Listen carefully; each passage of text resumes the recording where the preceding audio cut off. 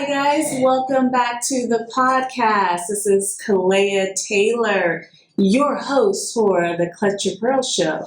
Today's episode of the clutchyapearls show is talking all about blocking. In case you were wondering what that means, let me clarify. Essentially, today is all about knowing when and who to do business with when you come to Africa. Now, for each and every one of us, who we do business with and why will depend on the product or services that we're selling. The products or services that we are providing to our clientele.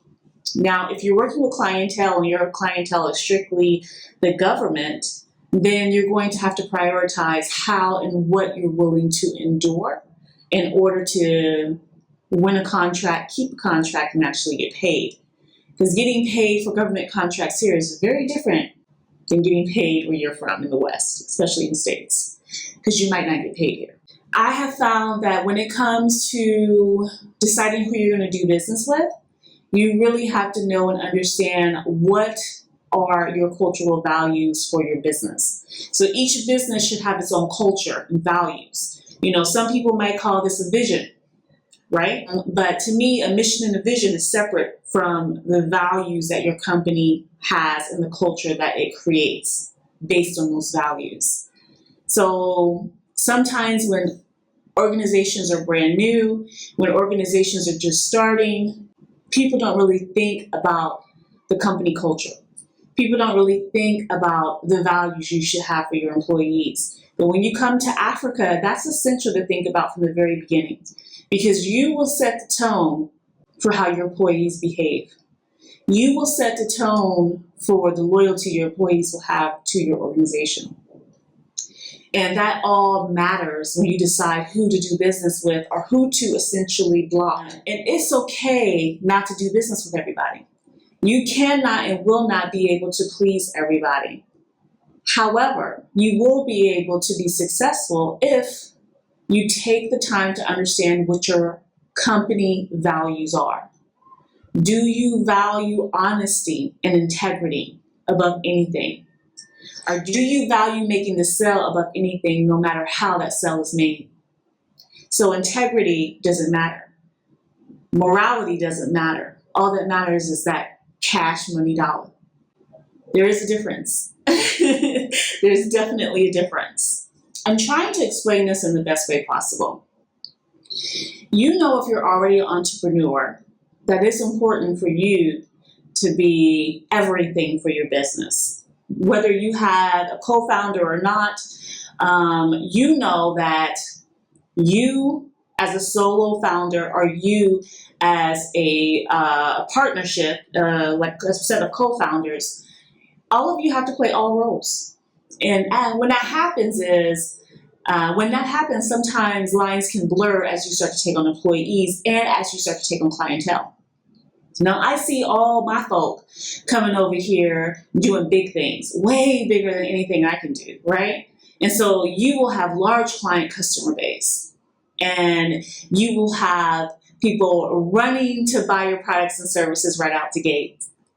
But if you don't, you have to build up that momentum. And when you're building up that momentum, you have to be brave enough to turn away those clients that can jeopardize your brand by having values or standards or a set of working practices that doesn't agree with your company culture and your values and morality. I truly and strongly believe in that. And with that said, though, I term that block, because you can block their asses by not working with them. You can block them by not dealing with the nonsense. So let me give you an example. I happily will. I happily will give you an example. So you guys know I have the real estate company here with my partner. We're co-founders in this company, and it's the BlackUnicorn Limited. And under that umbrella, we have the BlackUnicorn properties. And with that, we help people relocate, repatriate to Ghana And some people have the misconception that we only work with Black people, and this is not true.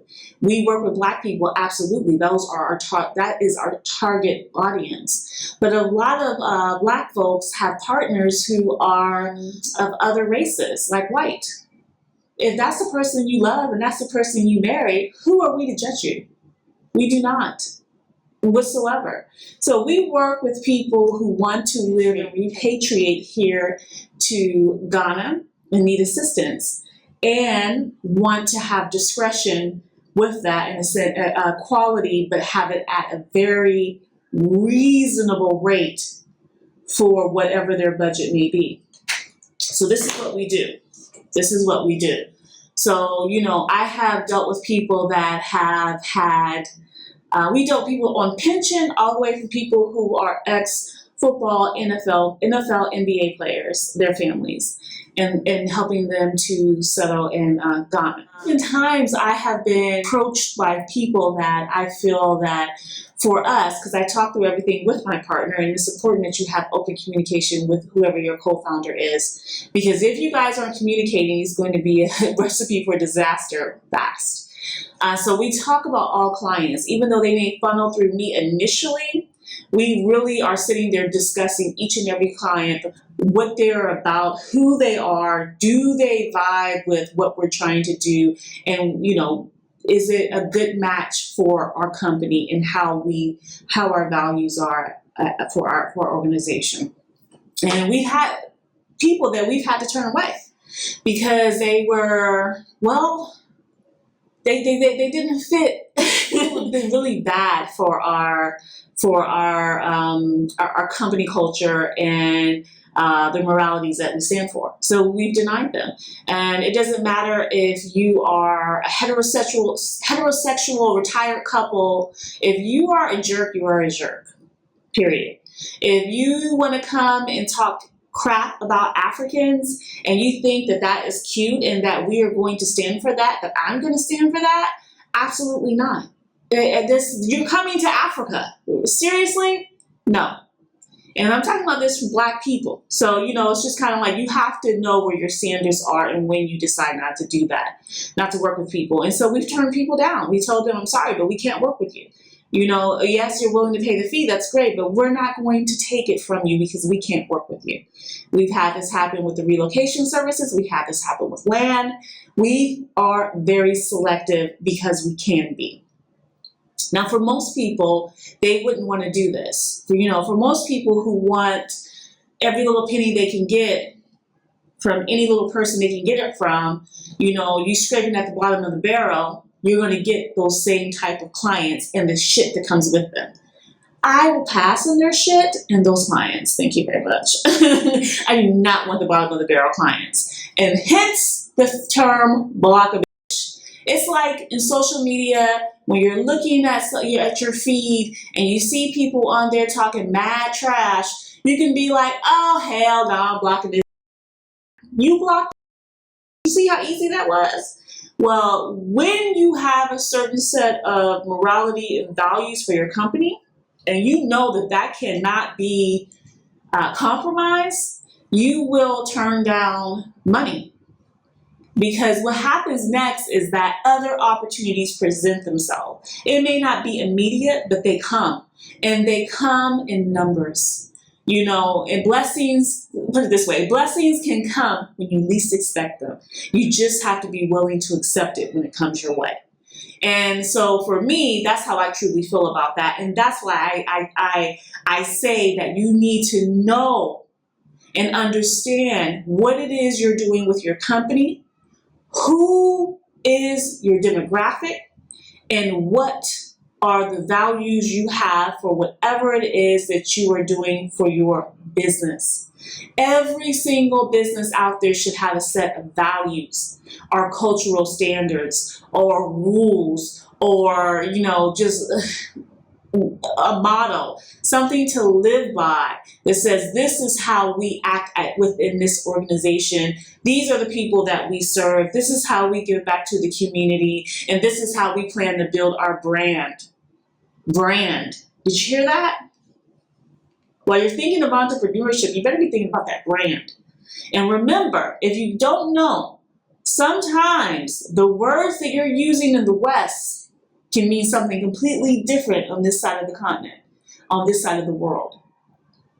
So be careful about what and how you're naming your company, so that the name that you give to your company isn't something that can be considered strange. Like, you don't want to name your company like, period blood, but you don't know that you gave it that name because you don't know what that name is in the local language. Like, I remember one time for one of my businesses back in the day, I was like, oh, I'm going to call you Lindsay. Not knowing that in one of the countries in East Africa, Lindsay was like, I can't remember if it was East Africa or South Africa, Southern Africa, not South Africa, but the southern part of Africa. Lindsay was a condom. What? Right? And somebody told me, like, why would you name a company a condom? And I was like, that's what a condom is called? Yeah. I'm like, oh my God. You don't know until you get somewhere and you start learning and understanding the culture and the people. So I know I'm going like left and right today, but it all goes into blocking that you can't work with. Understanding who you can work with and why. When you come to the continent, you are walking in. If you come to the continent, you're walking into West Africa. I'm not speaking up to the entire continent. But you come to the continent right now, you're walking into West Africa. West Africa as a whole is very, very, very male dominated. Extremely male dominated. So much so that it's just recently that Ghana has allowed women throughout the entire country, not just certain parts like Accra, to actually own their land.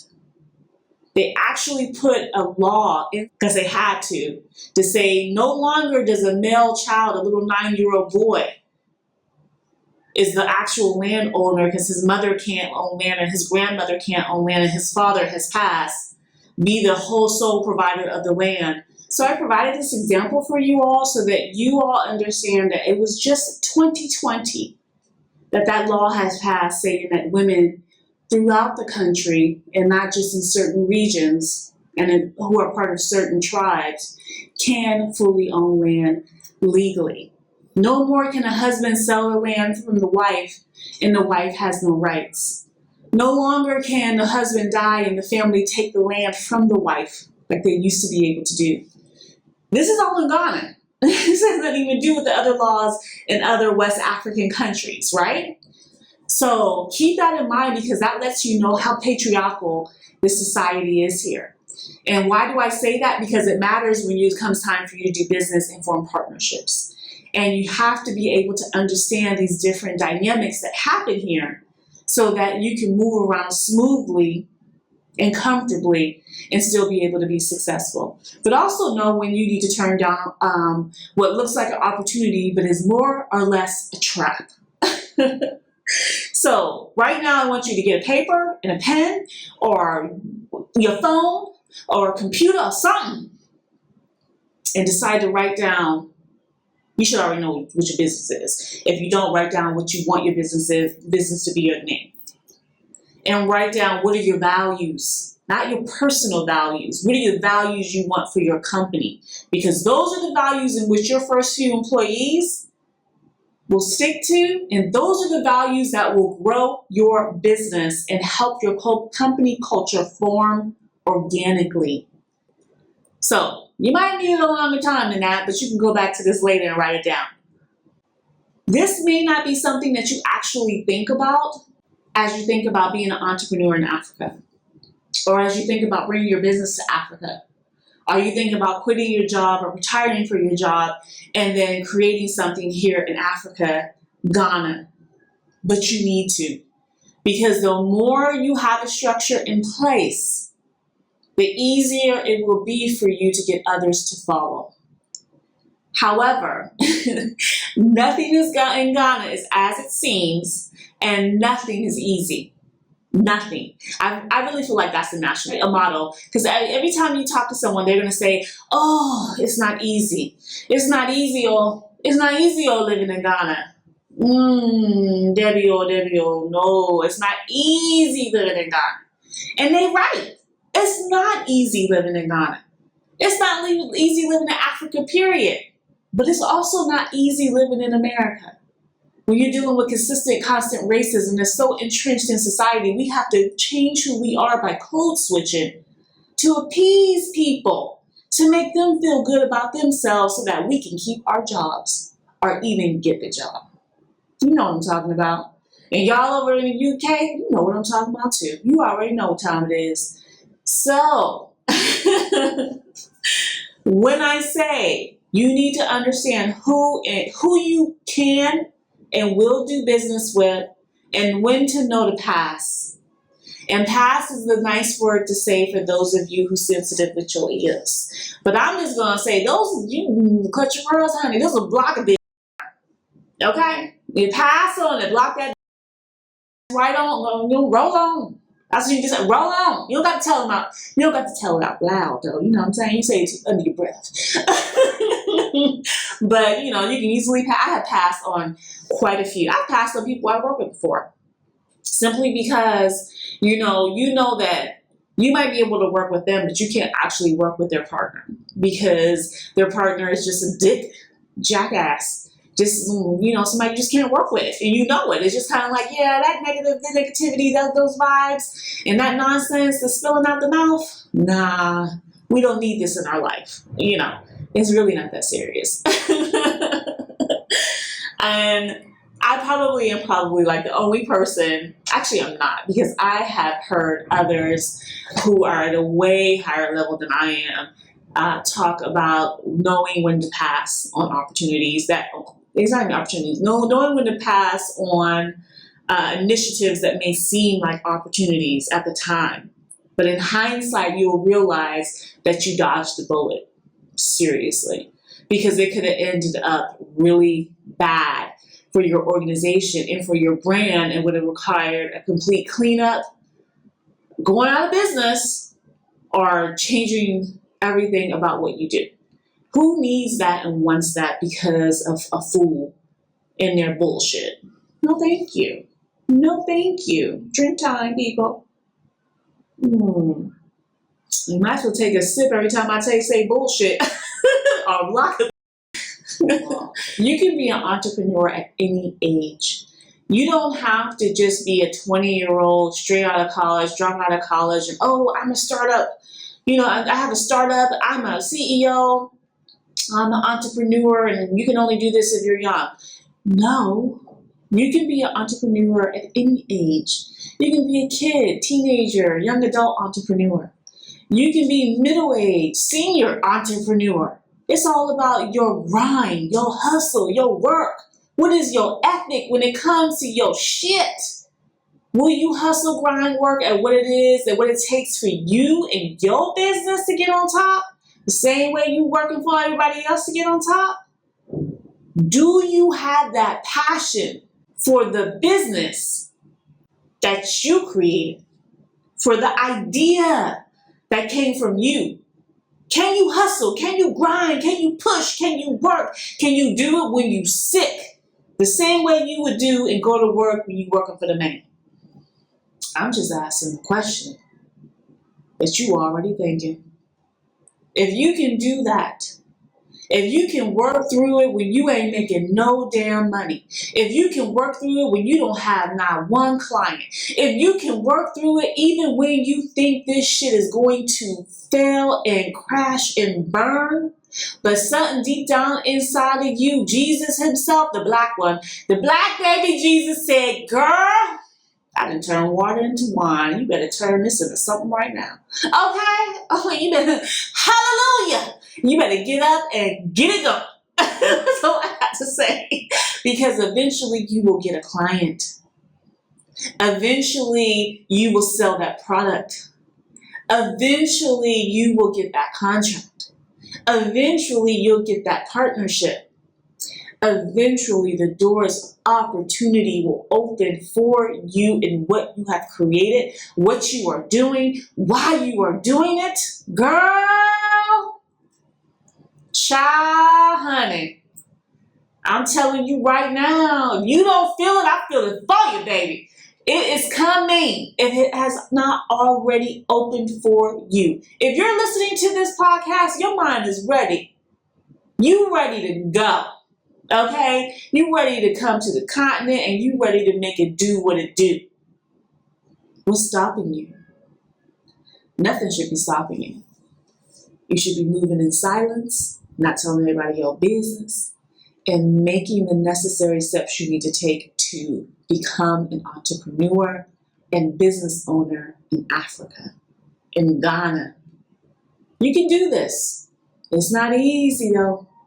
It's not easy. You want a handout? You want something free? You know what this is? This is Ghana. This is reality. This is amazing. This is beautiful. This is open territory, untouched, untapped, raw, virgin land to do anything because damn near nothing has gotten here yet. Man, the doors of opportunity, if you only could see the opportunity through my eyes, you would know, baby. If you have the skill, if you have the passion, if you have the ability to grind, you have the ability to work, you have the ability to believe in yourself and to believe in others and be able to build up others, work through the pain, work through the bullshit, work through the loss, understand that when shit don't work out, tomorrow is a new day. The sun will continue to rise and you have another opportunity to grind. Well, if you don't know now, you know. So when you decide to go into entrepreneurship and go into business, especially here in Africa, be mindful of the bullshit. Be mindful of the hotep hustlers. Be mindful of those fools who want to take advantage because you're a foreigner or because you just don't know or because you aren't clear on what it is you want to do. The moment you have clarity, others will follow and be willing to execute on your vision. Understand when sometimes you need to pass on a fool in a suit. Understand when you need to pass on people wanting a discount or a handout. No. No. Pay what you are worth. They should pay what you are worth. Period. No discounts. No handouts. None of that Bama shit up in this mother. No. So be willing to block a necessary, pass on the nonsense. I hope you enjoyed this episode of the Clutch Your Pearls Show. You know, we went to church. Let's have one more drink, though. One more drink. I mean, you know, Jesus made water in the wine, baby. He said, drink up. What do you know? All right, y'all. I hope y'all enjoyed it. I'll be back with you guys next Friday. Episode 5 of the Clutch Your Pearls Show. This is Kalea Taylor coming to you live from Accra, Ghana. Thank you guys so much for joining me.